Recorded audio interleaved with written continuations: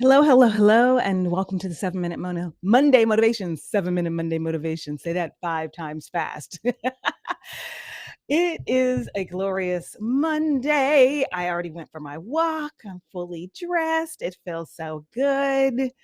I really want to talk about enjoying the journey, y'all. It is so important to enjoy the journey. I realize that my title says Wednesday Wind Down. Oh my goodness. But it is not the Wednesday wind down. It is about enjoying the journey, which I am typing that in now. So hopefully it changes everything on my platform. That was one of the things that I just didn't do. I just didn't do that. So good morning. Give me a shout out. Tell me who is there. Let me know where you're tuning in from. Not if you're driving, of course. I do not want you telling me where you are if you are driving. Do not type that in the comments. I want to talk about enjoying the journey because I found that sometimes I get caught up in the outcome. And I know that I can't be the only one, where we have an idea of how we want things to be or how we want things to go. And that becomes our sole purpose. Like, of doing the thing that we're doing. It's like, it has to be like this. I'm going to do this, and this is going to be the outcome. What happens when you do that, or when you get into that mindset of this has to be the outcome, you are less likely to enjoy the journey. You are less likely to have peace and ease throughout your world and your day to day. You are less likely to rest in your feminine and really settle into your beingness. There's something about settling into your beingness that is priceless. And I can tell you because I've been on both sides of the track. I've been on both sides of the track. I've been on that rise and grind, that doing everything that just is hardcore, or setting really astronomical goals. Nothing wrong with setting astronomical goals if that's what you want to be doing. There is nothing wrong with that. But setting those goals and not really taking the time to be present in the moment on my way to that goal. It is so important that we breathe into these goals that we set. That when we set these goals, the way that you're going to enjoy the journey is I'm going to give you this tip right here. One way to truly enjoy the journey is to really set your goals from an inspired, um, intentional space. Sometimes we look at our goals and we're setting goals based on being in a space that we don't like. We're like, I don't like this, so I got to set a goal that's going to be based on getting out of the thing I don't like. Or I need more money, so I'm going to base my goal is going to be based on not being in a space of not having money. And so in order to be in that beingness, in order to be grounded, in order to not be focused on the outcome so much. It's really to create a ritual, create a ceremony around setting your goals. Create a ceremony around that. So when you create that ceremony around setting your goals, you can really rest in your beingness. It's not always about having to get out of something. That's really operating from a place of pain versus operating from a place of pleasure. If we go, hey, in my groundedness, in my peaceful mindset, these are the goals that I want to have.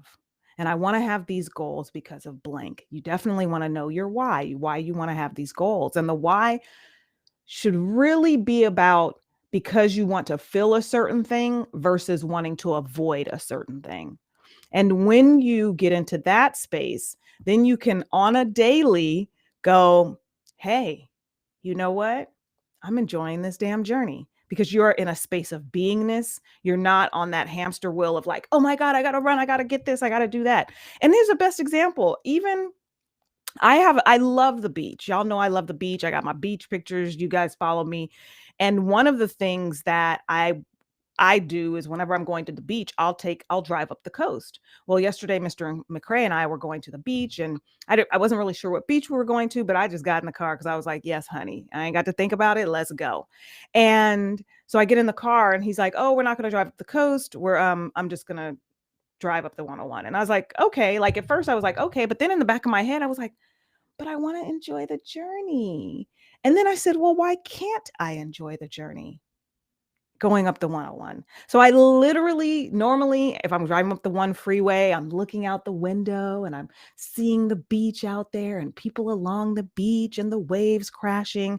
And so what I ended up doing on this journey of this freeway that I thought, "Oh my goodness, I may not be enjoying this," is I just sat in my beingness, and instead of thinking we're going to go to this beach and that's where the beauty is going to be because I would have missed everything, I sat and I just looked out the window. I watched people driving in their cars. This is so random where you're staring someone down and they look at you.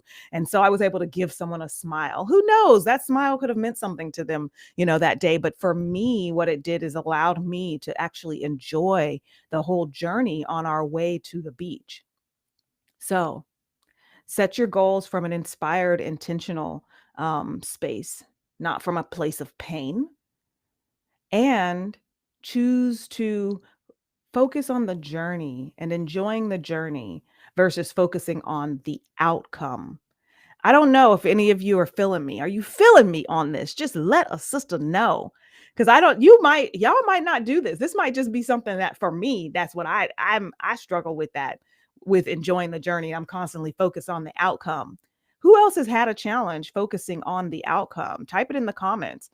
Um, and knowing your outcome, starting there is great. You want to know this is where I want to be, but the focus, you really want to just rest in your beingness and take in the moment because tomorrow is not promised. We all know that. I mean, we knew that before, but now it's like we really know that. And life should have moments of feel good, even in the midst of the chaos. Should have moments of feel good. Next month, we're doing a feel good method challenge within the Love CEO Academy. So if you want to know more about that, just go ahead and hit me up. But I love y'all. And I hope this was some inspiration for you for this week, for you to carry this with you through the week is what are the ways that I can enjoy the journey? Let me look for those ways that I can enjoy this journey, like actually seeking that out. Go out and make it an amazing week. And I love y'all. Bye.